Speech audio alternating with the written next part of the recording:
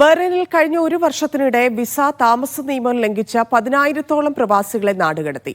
അനധികൃത താമസക്കാരെയും നിയമവിരുദ്ധമായി ജോലി ചെയ്യുന്നവരെയും കണ്ടെത്തുന്നതിനായുള്ള പരിശോധനകൾ രാജ്യത്തെ അധികൃതർ ശക്തമാക്കി.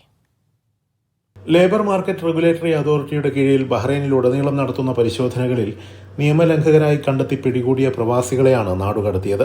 അതോറിറ്റി പുറത്തുവിട്ട പുതിയ കണക്കുകൾ പ്രകാരം നിയമലംഘകരെ കണ്ടെത്താൻ രാജ്യത്ത് നടത്തുന്ന സംയുക്ത പരിശോധനകളും ക്യാമ്പയിനുകളും ഗണ്യമായി വർദ്ധിപ്പിച്ചിട്ടുണ്ട്. പരിശോധനകളിൽ പിടിക്കപ്പെടുന്നവരെ തടവിൽ പാർപ്പിക്കുന്നതിന്റെയും നാടുകടത്തുന്നതിന്റെയും തോതും വർദ്ധിച്ചിട്ടുണ്ടെന്ന് കണക്കുകൾ വ്യക്തമാക്കുന്നു.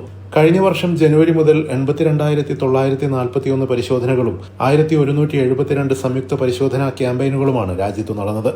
3,245 നിയമലംഘനങ്ങൾ കണ്ടെത്തുകയും 9,873 അനധികൃത തൊഴിലാളികളെ നാടുകടത്തുകയും ചെയ്തു. രാജ്യത്തെ 4 ഗവർണറേറ്റുകളിലായി അധികൃതർ സ്ഥിരമായി പരിശോധനകൾ നടത്തി വരുന്നുണ്ട്. ജൂൺ 29 മുതൽ ജൂലൈ 12 വരെ മാത്രം നടത്തിയ പരിശോധനകളിൽ 19 തൊഴിലാളികളെ അറസ്റ്റ് ചെയ്യുകയും 242 പ്രവാസികളെ നാടുകടത്തുകയും ചെയ്തിട്ടുണ്ട്. രാജ്യത്ത് പരിശോധനകൾ കൂടുതൽ കർശനമാക്കാൻ ഒരുങ്ങുകയാണ് അധികൃതർ. Siraj Pallikkara, media 1, Bahrain.